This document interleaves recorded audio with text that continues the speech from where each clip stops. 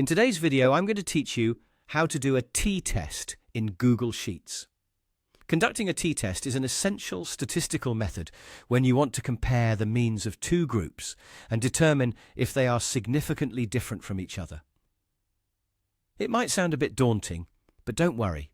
Google Sheets has made it incredibly straightforward for us. To get started, make sure you have your data set ready in Google Sheets. You'll need two sets of data, generally organized in separate columns. Once you have that, using the t-test function is simple. Begin by clicking into an empty cell where you'd like the result of your t-test to appear. Now, the first step is to type an equal sign. This is how you start any function in Google Sheets. After the equal sign, type the word t-test. As you do this, you might notice Google Sheets offering suggestions, which is a handy way to ensure you're using the right function. Once t-test is entered, open a parenthesis right after it. Within this parenthesis, we'll begin entering our parameters.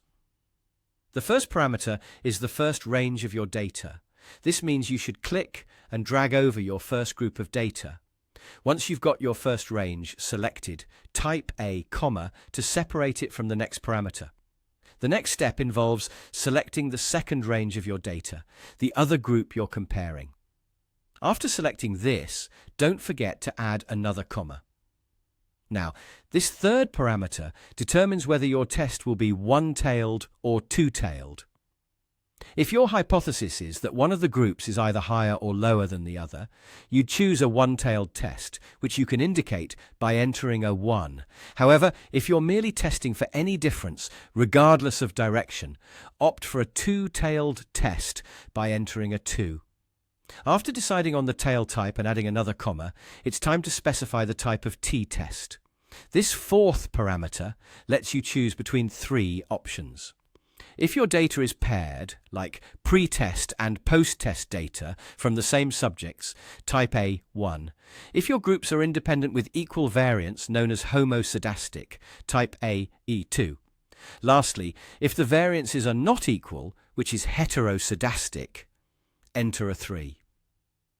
Now that you have all your parameters configured, close the parenthesis and press Enter.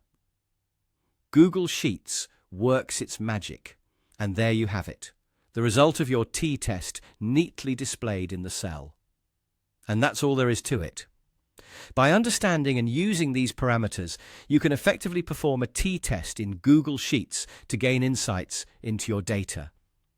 Thanks for joining me today, and I hope this helps you make the most out of your data analysis endeavors.